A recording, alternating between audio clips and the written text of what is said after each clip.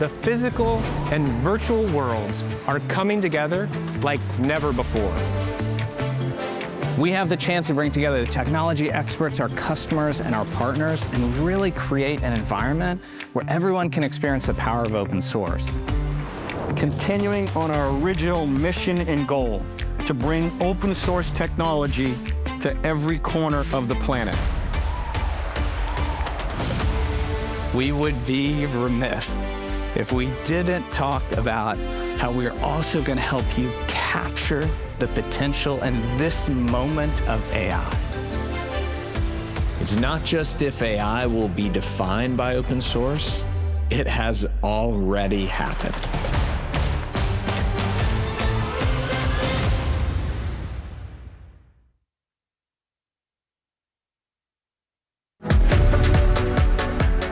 Please welcome Red Hat Senior Vice President and Chief Product Officer, Ashesh Badani.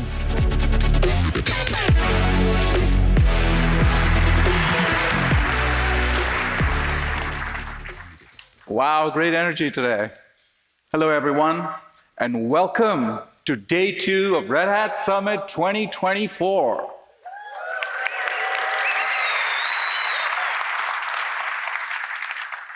Yesterday, we showed you how to accelerate AI adoption and form the foundation for enterprise AI, both now and for the future. We highlighted how Red Hat is the platform for AI applications in the enterprise, across the open hybrid cloud, and out to the edge.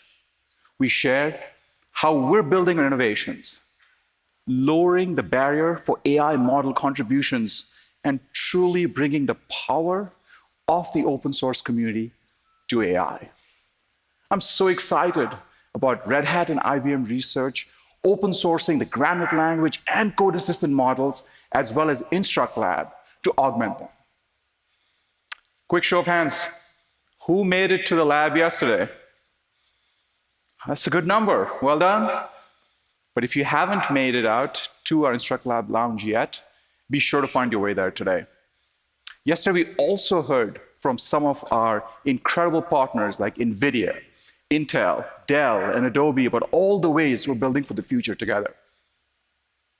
Today, we're going to dive into how you can prepare to approach AI in your own organization. Because we all know AI will impact each and every one of us and the systems that we support. So how can you be ready to navigate this ever-changing landscape and succeed in the AI era?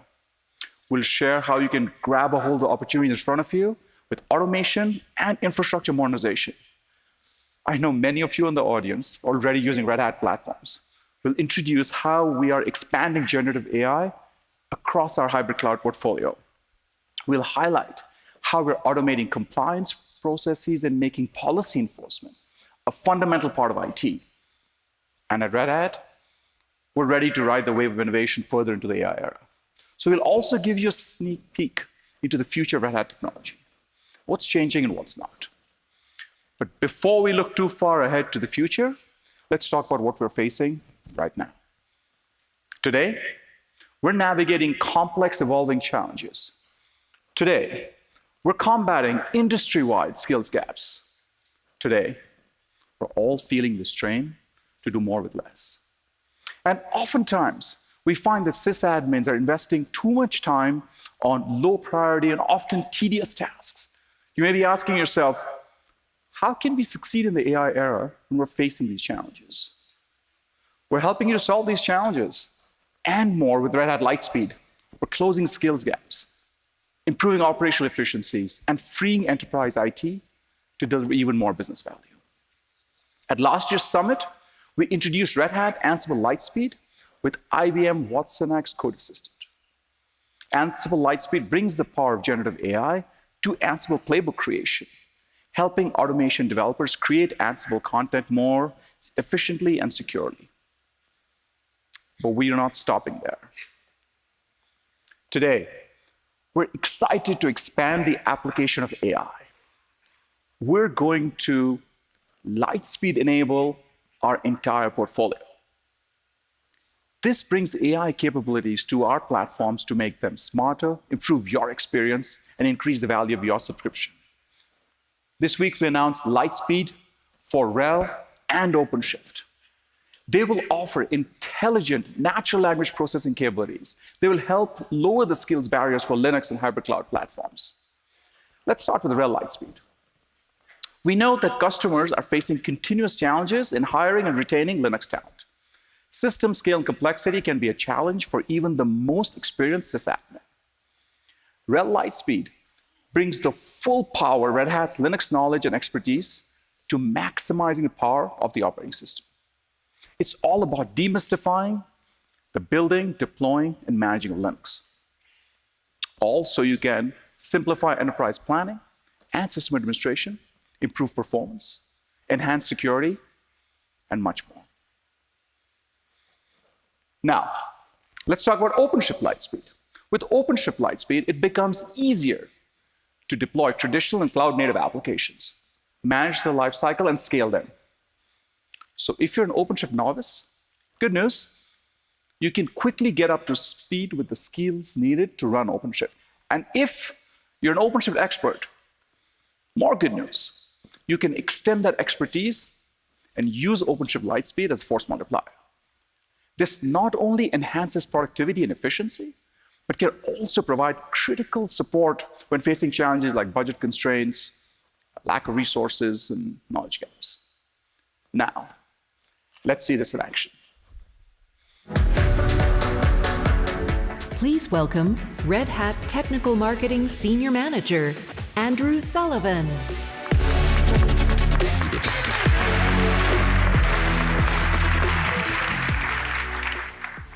Thank you, Ashesh, and thank you all.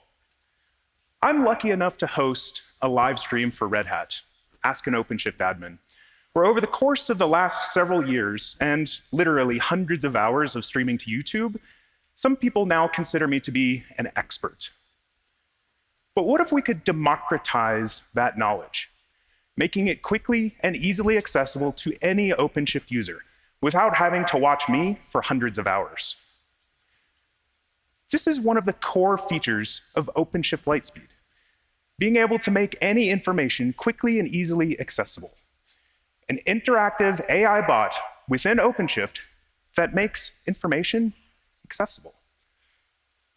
Yesterday, you saw Parasol and the applications used to manage insurance claims by that fictitious company. Today, let's look at OpenShift Lightspeed, how OpenShift Lightspeed helps us manage those applications inside of our clusters. Inside of my OpenShift cluster is the OpenShift Lightspeed operator. It's deployed, it's managed, and it's configured like any other component of OpenShift itself. Looking at the configuration here, we see that we're currently using an IBM Watson X provider, which is what it's going to use to answer the questions that I'm going to ask. So this provider is not configured, it has not been tuned for any of the things that I'm going to ask it. For example, I want to know, how do I configure auto-scaling for my application? Browsing back to the OpenShift main page, I will open the AI interface. And I'm going to ask it a question. How do I configure auto-scaling? After a moment, it's going to return back an answer, and it's going to say horizontal pod auto-scaling. Not a bad suggestion. And even if I don't know what I'm doing here, I can reach the documentation very quickly. But as the expert in Parasol's applications, I know that there's more that we can do. So let's change to a different AI provider. This time, I'm going to use RHEL AI. This model has been trained using Instruct Labs, as we saw yesterday. I can now take my knowledge and I can integrate it into this model. And now when I ask it questions, it's going to have the context, it's going to have the awareness of the things that I have given it. So now, when I ask more or less the exact same question, how do I configure auto-scaling for my cluster? It's going to return back a different answer. This time the answer includes not only horizontal pod auto-scaling, remember I said that that is a good idea, but also custom metrics autoscaler. It knows that we have different metrics and points inside of the application and that we want to scale off of different things. More than that, we also have virtual machines inside of our application, which means that for a virtualization admin who is new to OpenShift or hasn't used it extensively before, they can also ask questions about things like, how do I access my virtual machine using SSH?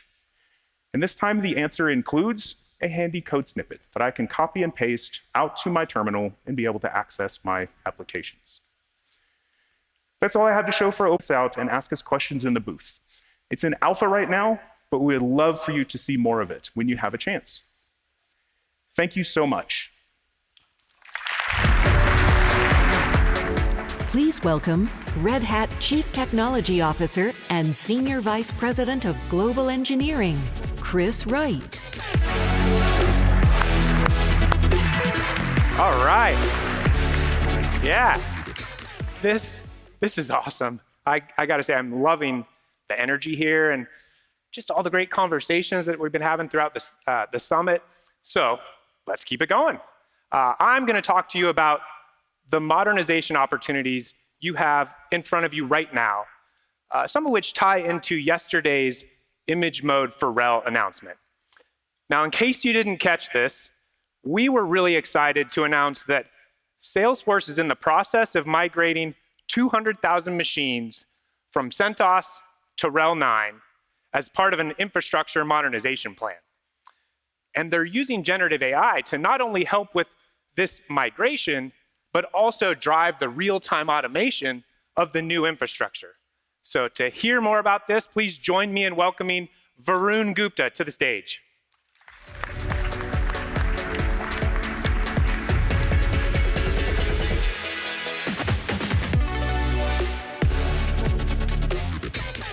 All right. Hi, Chris. Thank you for being here, Varun. Thank you for having me here and allowing me to share our experience with this wonderful crowd here. Isn't it awesome? Woo! Yeah. So what I love about your modernization story is that it's not just about an OS uplift. It's really about freeing Salesforce from having to think about the operating system so you can focus on delivering reliable, scalable experiences for your customers, that customer centricity that Salesforce is well known for. So what have you seen so far as the core value of moving to RHEL? Chris, in a nutshell, strategic partnership. Salesforce is one of the fastest growing enterprise software companies with over $30 billion in revenue. To give you an insight into our scale, we roll out more than 13 million OS updates a year across our fleet. To support the scale and our complex ecosystem, we needed a strong partner. And Red Hat is a reputable service provider. This shift enables us to leverage Red Hat's extensive pool of in-house experts, many of whom are authors of OS components that we use. This partnership grants us direct access to these leading experts, ensuring we receive enterprise-grade support for our operations. By doing so, we bypass the need to develop this specialized knowledge in-house. Secondly, with our upgrade to RHEL 9, we also benefit from Red Hat's application streams, which extends the same level of stability and reliability from the operating system to user components. By proactively adopting these secure components, we enhance our agility without compromising our customers' trust. And finally, at Salesforce, security is in our DNA. By building upon an accredited, industry-leading platform like Red Hat Enterprise Linux, we solidify this commitment to our customers. And this foundational element of our strategy allows us to concentrate on expanding and innovating our applications. I love that. The strategic partnership, I can tell you the engineers in my organization will feel really proud to know how you think about them. And that notion of massive scale updates, I mean, that's pretty impressive. So to me, what makes this story even cooler is that Salesforce is using Gen AI for basic automation and scripting as part of this migration. And also, you'll deploy generative AI to handle the health and telemetry of this infrastructure in real time. So given all that, what have you learned so far?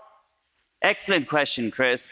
At Salesforce, we have been pioneering AI for CRM since 2014. and are at the forefront of this technological wave of harnessing the power of generative AI through our proprietary large language model called CodeGen, which is specifically designed for code comprehension and generation. The advent of generative AI-powered LLMs aligned perfectly with our initial effort to scale up with RHEL 9. Models like CodeGen can be used to easily generate code that is compatible with RHEL 9, streamlining the upgrade process for transitioning to the new OS. In addition to code generation, we are also building AI ops capabilities by integrating LLMs into our infrastructure management strategy, utilizing them to monitor health and telemetry data. Our team has trained these models on vast quantities of event logs, enabling the system to predict and analyze data logs in real time. This AI-driven approach marks a significant improvement over traditional methods, where manual log analysis was both time-consuming and labor-intensive. By delegating these tasks to AI, we are reclaiming valuable engineering hours. Who wouldn't want that? And accelerating our pace of innovation. We are also using AI to build virtual assistants to provide automated first-line support for commonly asked questions. And we are utilizing LLMs for organizing our internal documentation to make relevant content easily discoverable for our developers. I gotta say, that's pretty awesome. We're doing some similar work internally, and of course, many of you are on a similar journey of figuring out how you can use generative AI within any different form of workflow for productivity enhancement. So as we look to the future, we know the operating system is going to evolve. Image Mode RHEL, for example, our new deployment method for RHEL that delivers the platform as a container image. So how will Salesforce approach OS evolution? And then what do you think about Red Hat's direction? Chris, at Salesforce, innovation is at the core of our operations. For instance, during our session at the summit last year, we discussed Salesforce's strategic shift from kickstarting instances to deploying pre-built images over the network. As a company with cloud-first approach, we have already containerized most of our workloads.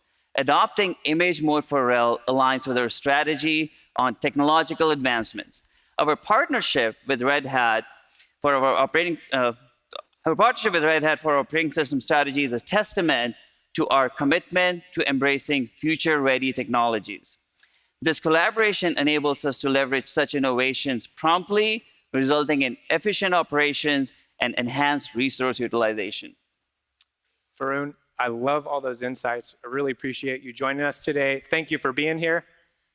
Thanks, Chris, for having me here. And please join us today at 2 p.m., where we talk about how we are making the magic happen to transition more than 200,000 hosts over to RHEL 9. Awesome. Thank you. Thank you.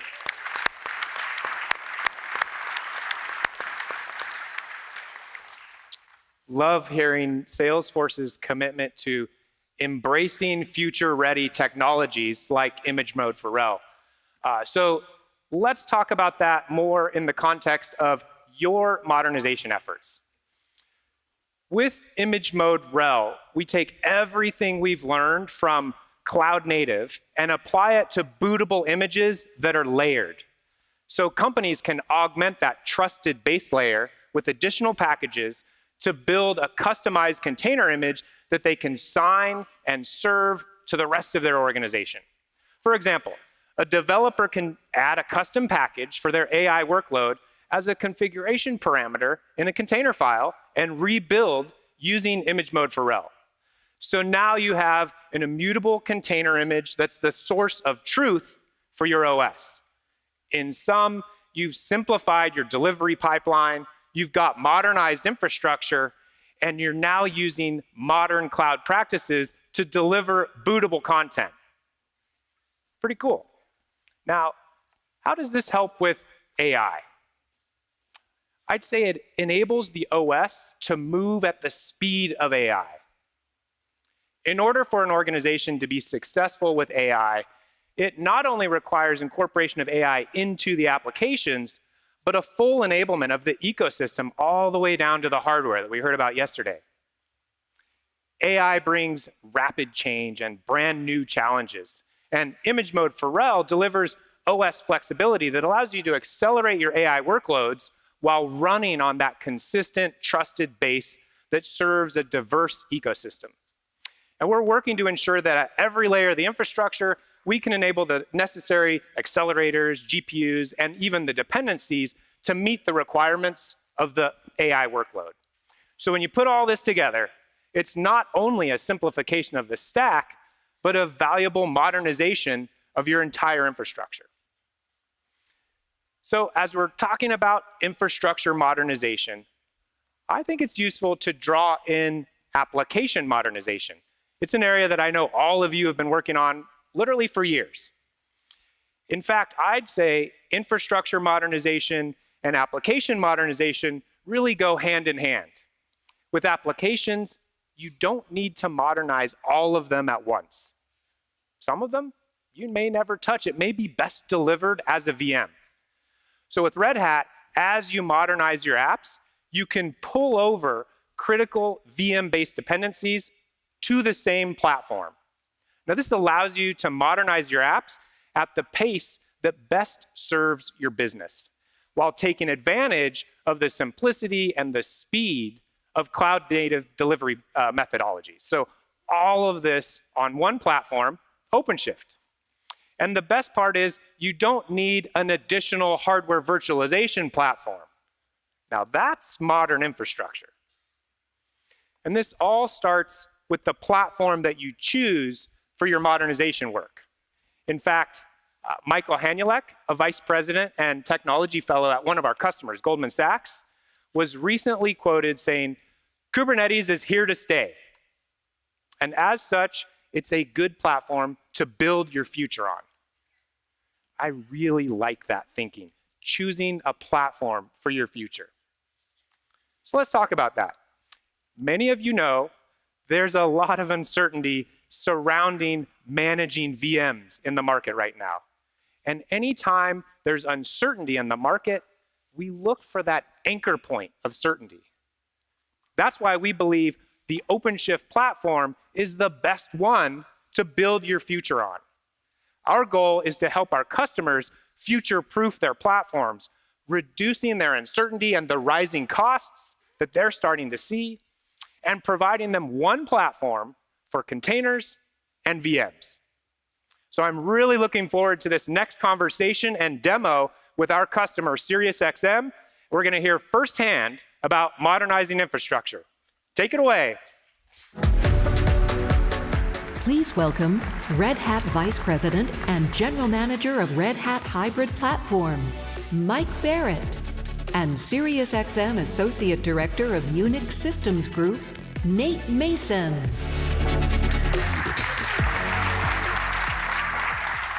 Nate, thank you for joining us all at the Red Hat Summit. But before we start, I have to ask you, how do you like the view from the summit? It's never looked so bright, Mike. All right, we get that a lot. So Nate, SiriusXM, long history of taking technology and innovation, satellites, and applying them to legacy use cases like radio, and literally causing a revolution about who has access to what content all over the world. Truly a remarkable story. What do you do at SiriusXM?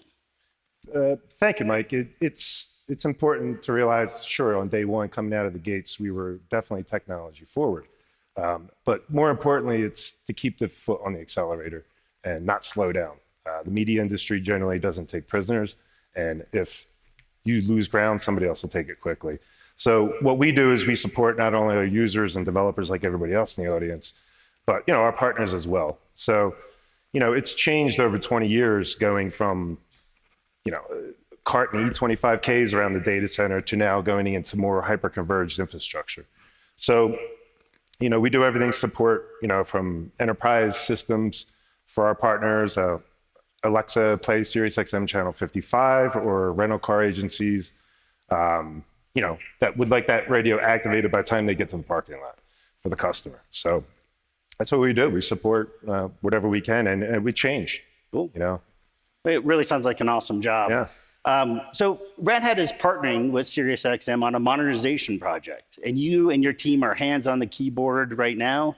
And you tell us a little bit about the goals and the reasons why you did the project. We had multiple, virtualization platforms that we did want to consolidate. And really, we want to get to the goal of self-service. There should not be, a lot of interaction when, a user wants to spin something up immediately. It should be done, pretty quickly, if not instantaneous. So, to get us there, we need to really look at, the underlying infrastructure and make sure it's working, to point the direction we need it to go. And OpenShift hits that mark. So that's really what led us to move over. I mean, having a VM and a container running side by side it's heaven. So, It is. Yeah. Hey, I was impressed. A lot of these virtualization projects forget about the opportunity to go in and really churn everything on bare metal as a service and automating a lot that's there. Yeah. But obviously a migration happened. We're going to show some screenshots of the product that you had used in case the audience had not seen it. But take us through how you used the migration toolkit for virtualization by Red Hat, a software solution that allows you to take virtual machines from one environment into OpenShift virtualization. It's interesting because that was kind of the easiest part. Once you have MTV speaking to an API of whatever your current hypervisor is, it brings them in pretty quickly with little to no downtime. So it's the right tool for the job, and it works pretty quick. So we did things like testing out disks. Does it break an LVM if you have an LVM coming in from like RHEL, let's say, to OpenShift, and it didn't. And once we have our network set up and everything's placed where it needs to be, that VM, it goes exactly where you want it to go and starts working immediately. So as far as migration goes, it's a great tool. That's great that you got those VMs into that new environment. Yeah. Now that they were over there, what did you do to configure those virtual machines, the inside of them, the workloads? We've used Ansible for quite some time for configuration management. And it's really, we've done that with bare metal, we've done it with individual nodes, and now with clusters like OpenShift and things like that. So, it's important to,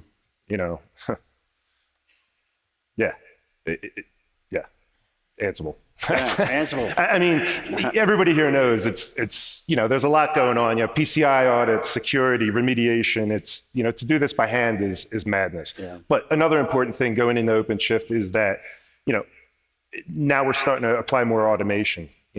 Git apps starts to become a topic of discussion. Sure. There's a lot to learn. And again, like we've changed so much as a group and a team over 20 years that it's a new job. Yeah. In fact, we should probably look at our Unix server group. Just doesn't really, I guess, fit anymore. We're more platform, support. Yeah. No, I agree. I was always impressed with your site and how much you used Ansible to really configure your regulatory assignments and make sure everything was straight. Nate, it sounds like you've been on a journey and you've been through it. If somebody from the crowd were to walk up to you and ask you, hey, I'm going to follow in your footsteps, give me some advice, what would you tell them? Where do I start?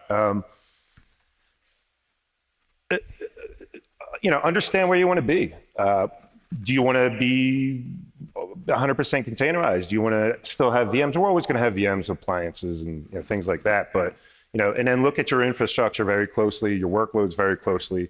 Where these workloads belong? Do they belong on-prem? Do they belong in the edge?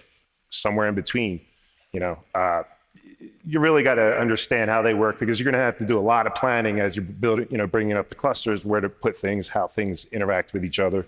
So, for the most part, it's really just having a good support structure behind that. And, Red Hat Town, like user groups, for instance, is a great place to start, right? So, everybody's willing to help each other. We've all run into the same issues here and there. That's what I would recommend. Just really have a clear idea where you want to go with it and don't take half measures. Yeah. Start building from the ground up. Bare metal requires additional, configuration definitely. and touch. So, Leveraging the whole community that you have here. Exactly. Exactly. Cool. So it's been an amazing journey, it seems. Thank you for taking us through your ideas and talking to us how you turned it into a reality. You took us through some Red Hat technologies in your own voice. Appreciate that. Yeah. And most of all, thank you for sharing the innovation that still takes place at SiriusXM.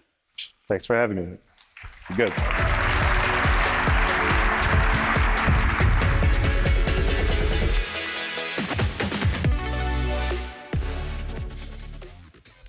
What an incredible story we just heard. Now I want to spend a few more minutes talking about what automation can do for you. AI is a natural progression from automation. And with automation running, we can let AI fly. As you know, Ansible Automation Platform is the gold standard for enterprise IT automation. As an end-to-end automation platform, it lets you configure systems, deploy software, and automate complex processes at scale. Last year, you heard us talk about event-driven Ansible. Event-driven Ansible processes events from monitoring and observability platforms about conditions that need action. For example, if a server is down, you can restart it based on set rules while logging the event and actions into your IT service management.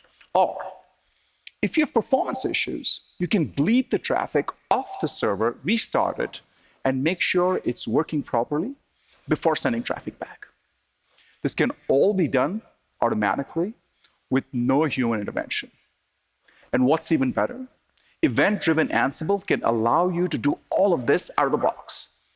And this is thanks to the vast set of certified collections built by the Ansible team. Now, we've continued to extend the power of Ansible Automation Platform.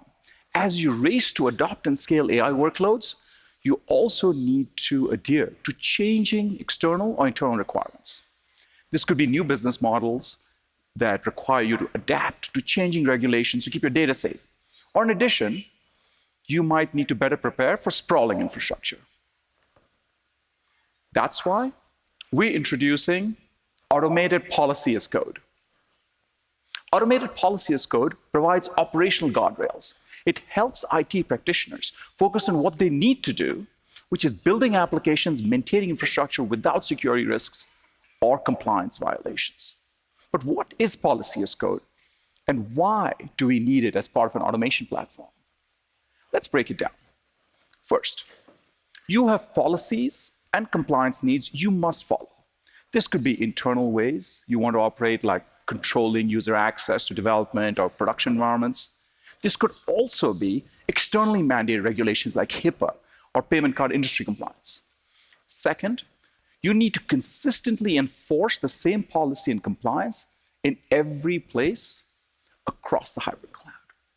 And finally, you need to make sure AI is taking the best action written within certain boundaries, because AI will inherently follow set rules. And guess what? Your policies and compliance requirements keep changing. Ansible is able to let you know the infrastructure components that are out of sync with the new policy and easily bring them back into compliance. So how are we going to enable automated policy as code? We'll make it easier than ever to create, manage, and scale across the lifecycle, because policy can now be checked as a step in the automation workflow before the changes are made. And you can do all of this at scale across your global operations and through automated audit reporting that frees up your teams. Now, take all of this together, you can feel more confident knowing that you can programmatically automate the policies that matter. Automated Policy as Code is a complementary capability that brings the checks and balances to help make sure that your AI is doing what it should be doing and what's approved by the business. So as you can see, we have a lot to be excited about with Ansible capabilities. And you don't need to just take our word for it. Please join me in welcoming Baljinder Kang of Natwest Group to the stage.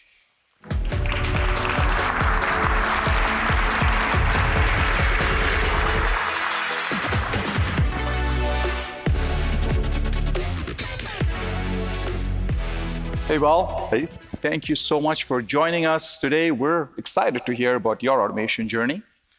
As one of the largest business and commercial banks in the UK, and NatWest certainly has a leading retail business, I can imagine you are incredibly eager to grab a hold of the value that automation can deliver.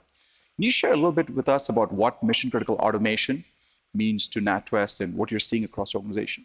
Thank you, Ashesh. So the value of automation for many organizations like NatWest is we need to better manage our costs. We need to better manage our headcount. We're asking our people to do the same amount of work or even more as we do our digital transformation. And we need to keep the quality up to what's expected of a regulated tier 1 bank. Automation at scale for us means that we need to be able to provide our teams a better engineering and developer experience. We need to see automation for us as a key enabler for our engineers and developers to focus on what they need to do. What they need to do is improve the customer and colleague experience and really sort of drive that forward. That's really great to hear about kind of the way you're thinking about automation and challenges. But let's dive into that some more. What challenges were you aiming to solve with automation? Why did you choose Ansible automation platform to achieve? Yeah, thank you. Yeah, so through adopting scaled automation across NatWest, what we're solving is the risk from doing changes that are manual, that are prone to human error, and what are difficult to audit and control. The reason why we chose AAP specifically is we've been using Ansible in the Community Edition and the Ansible Tower product over the last 10 years for various reasons, but it's in a very federated model. And those platforms are widely adopted in NatWest.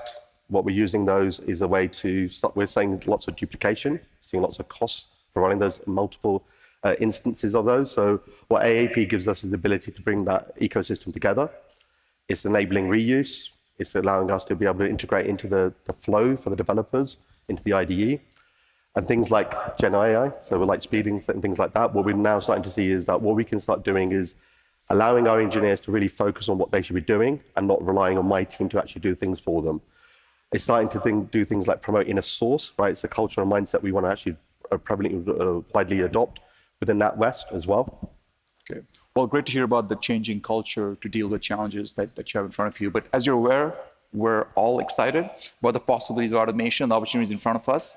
And you know, at Red Hat, we just announced some new Ansible capabilities, enabling us to automate policy as code. What do you see as the future of automation at NatWest? Yeah, policy as code for us is a key feature on the platform. Policy code for us enables us to put our guardrails for our engineers, allows them to really focus on the things that they should be focusing on. So it allows us to safely work within what we think is what they should do, right? So the confidence level is for us to give them the autonomy that they need to do their job, but it allows us to control the things that need to be controlled. Things like costs, compliance, and security policies, so we don't have to actually be in a position where we have to manage risks, right, for them. And what we're also doing with policies code is drive things reusability, and it's allowing us to create things like application pattern reuse within the organization. What that will do is allow us to start looking at things like additional capabilities that you're introducing to the platform, like artificial intelligence, low code and no code, and that's going to start opening up new opportunities. What we can see in this space is that we're going to start seeing the adoption will be rapid. And what we're also seeing is that any CEO, CIO, regardless of the size of the company, would need to have a strategy for automation that leverages AI. It will allow us to provide faster service. These things like processing time can be reduced from days to minutes. Allows us to start thinking about increased flexibility and scalability. We can start actually doing things 24/7, scale up and down on demand. That's quite critical for us around things like cost control. What we can also do is actually go away from a model where we're doing spot checking to see quality to the point where we potentially could get to 100% quality through control through the greater traceability and increased savings and productivity that we can get through the automation. Fantastic, amazing insights, Paul. Thank you so much. I'm glad you were able to join us here at Red Hat Summit. Appreciate it. Thank you for sharing your automation journey at NatWest with us and sharing the insights about what the future may hold. Now, we've talked a lot about policy as code. So let's see how it addresses AI complexities at scale. Thank you.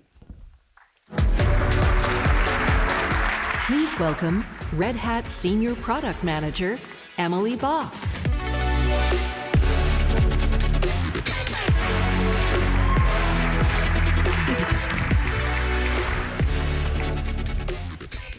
Thank you, Ashesh. And for that, we're going to look at a real-world example. So in this scenario, we're going back to our fictional insurance company, Parasol. And it's right here in the lovely Denver area, and there has just been a hailstorm. Lucky for us, we are ready for anything, and we've got you covered come rain, shine, snow, anything that Denver can throw at you. So here you can see our weather infrastructure management rulebook, and we have it set waiting for an event to fire. Once that's fired, we can peek into the history of that event for a few more details about what it's done and see that it has triggered the provision infrastructure job template with the AI recommendation of increasing web server capacity to better handle the load of claims we're definitely going to get.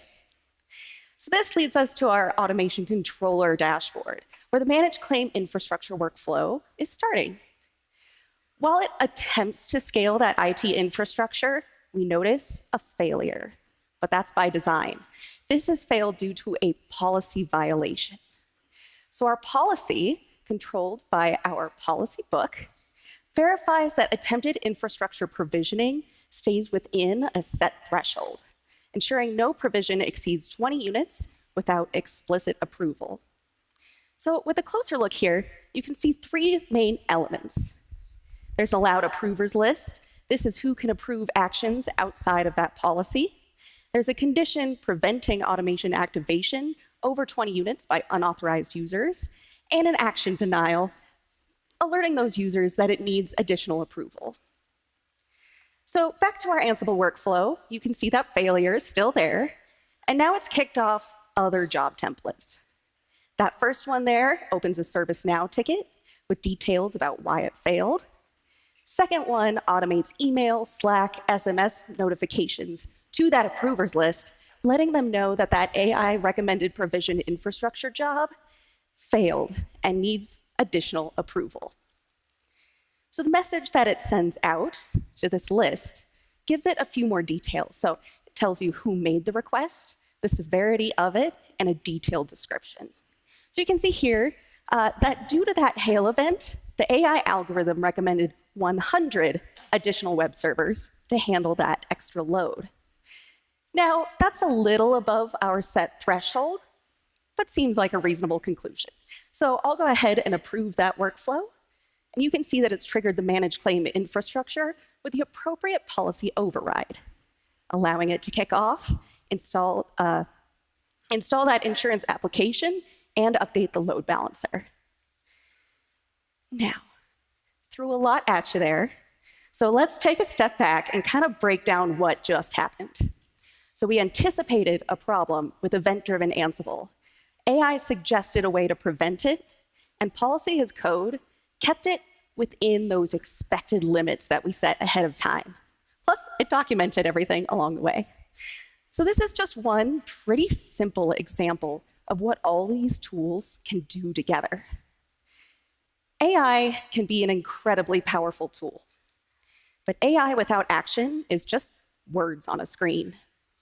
Automation can help unlock that power, and policy as code can help keep it in check. We've got a lot more on this all day today, so please come by the Ansible Fest keynote after this. Stop by the booth, and I'll see you all there. Please welcome back to the stage Ashesh Badani and Red Hat Senior Vice President and Chief Marketing Officer, Lee Day.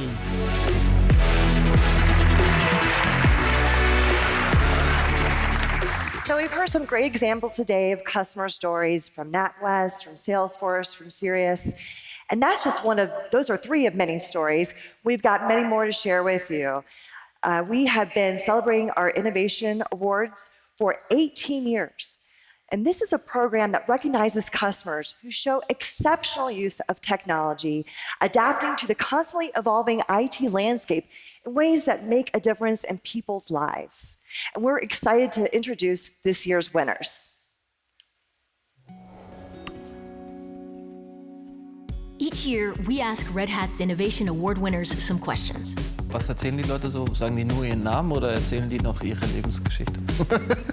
Yeah, kind of. We were also thinking innovation questions, like, how do you bring vital banking services to remote farmers in Brazil?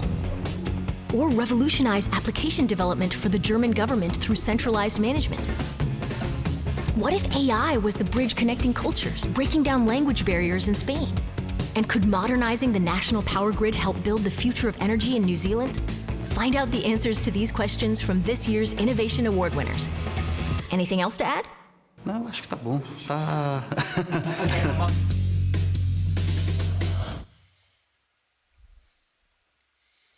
With that, a huge congratulations to our winners.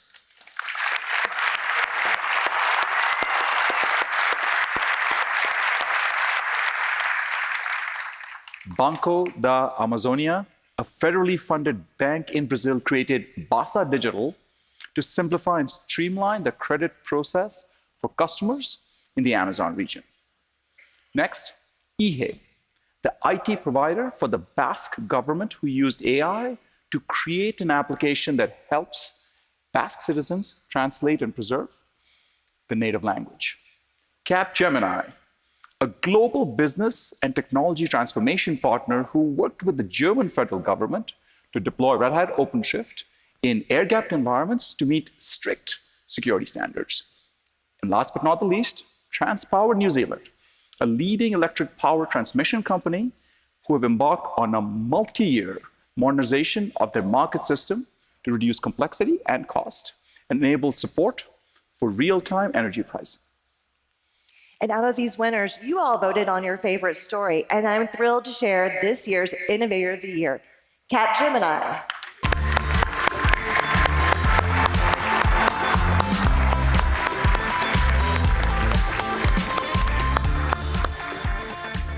Congratulations again to Capgemini and all of our winners.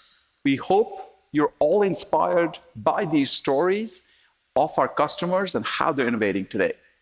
But now, let's look ahead to the future and welcome back Chris Wright.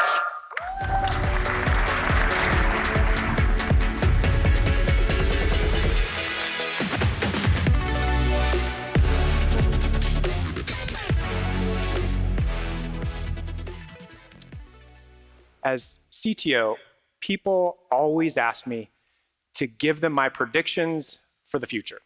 Now, if I could actually do that with great accuracy, I think you would have seen the words Chris Wright and Powerball winner grouped together somewhere in my past. And right now, I'd most likely be doing some more spring skiing at one of the nearby mountains. But I'll go ahead and share with you my view of the technology future of enterprises. It's a view that's influenced by Red Hat's work in upstream communities, in developing emerging technologies, and the unique collaboration with our customers, our partners, and our associates. So let's start with where we are today, and let me try to simplify the outlook on the biggest change that I see coming. Today, the world looks like this for enterprises. It's 100% applications. Tomorrow, it's going to look like this. It's 50% apps and 50% AI models. So for an enterprise, that could mean thousands of different apps and thousands of different AI models. We have to prepare for that future. And I want to share with you just how we're doing that. So first, let's briefly talk more about those models and who owns them. It's a topic that's critical to the future of AI. We need to democratize everything around models so anyone can build on them, can innovate, and then influence the succeeding generations. Now, yesterday, we talked about InstructLab, a new technology that makes it simple for anyone to contribute to and train large language models. You also heard that IBM Research and Red Hat are open sourcing the Granite family of language and code models under an Apache license.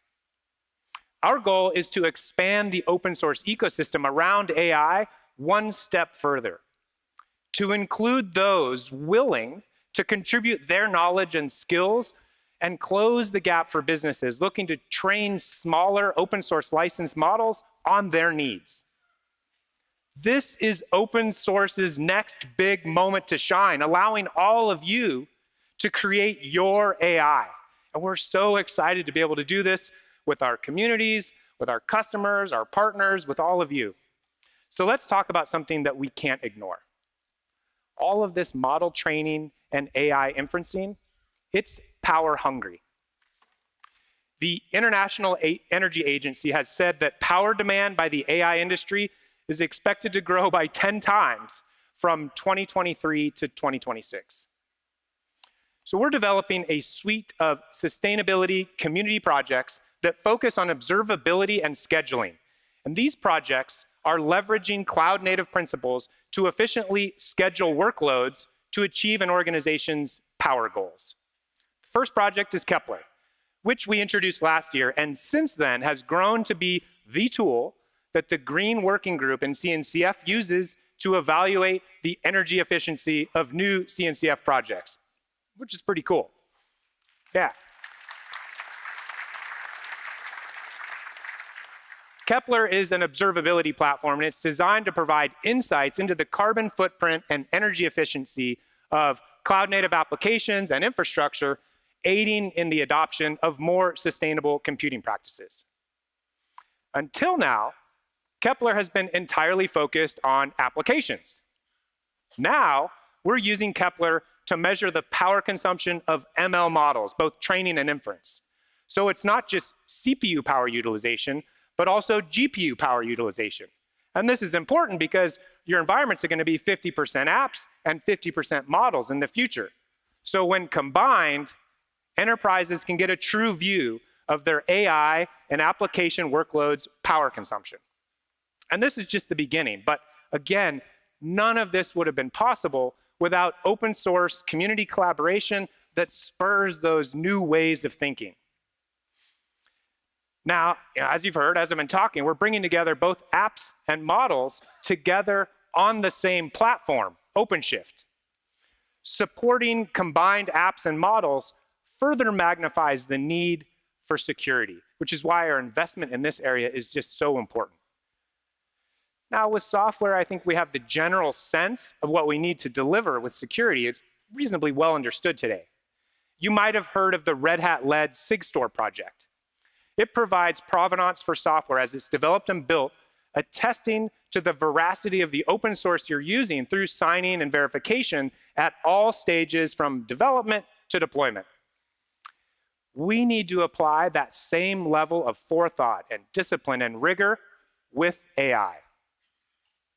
Red Hat is working with the open source community on developing an AI bill of materials that provides assurance of the model build that leverages our secure supply chain tooling.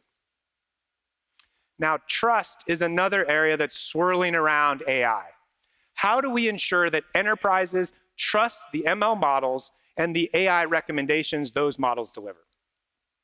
Trusty AI was inspired in late 2019 by growing demand from our customers, many in highly regulated industries like financial services or healthcare. They wanted to leverage ML models. Today, we have a portfolio of trusty AI tools offered within Red Hat's OpenShift AI. Model developers, stakeholders, deployers have the ability to understand how their models are operating, to interrogate the justification behind decisions, identify poor performance, and flag problematic behaviors as they arise. We believe that only having access to this information can you verify that your AI strategy is responsible. Okay, so I just described how we're preparing the future in which both applications and models power the enterprise. In the context of all this change, I thought it would be important to address what will persist. We have to have hybrid cloud to succeed in an AI-infused world. There's no other way to do it.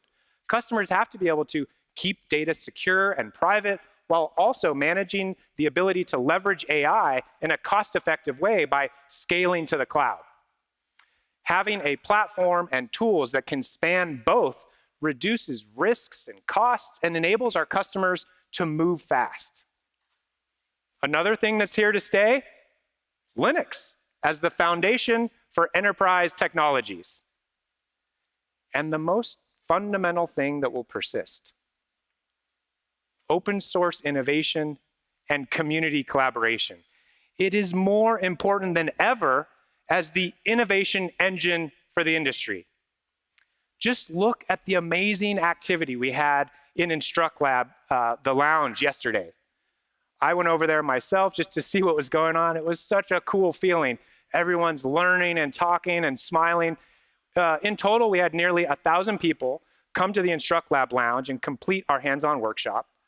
Many PR requests and innumerable aha moments. So we hope to see even more today. Make sure you come by. Now let's end by going back to where we started yesterday. As Matt pointed out, in our careers, we're very lucky if we get to be part of one massive technology movement. I hope all of you feel as fortunate and invigorated as we do at Red Hat to be experiencing the convergence of AI and open source. And also as humbled and proud as we are in building this future with all of you.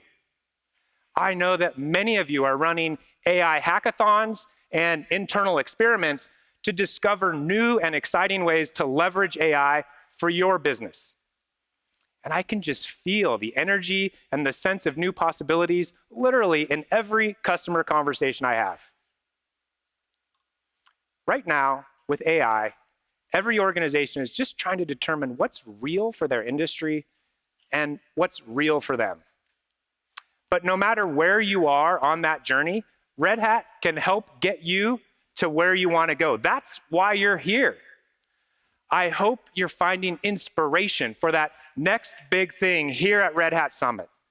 A new open source community, an unexpected passion project, or maybe the next advancement that changes your organization or even changes the world. Thank you.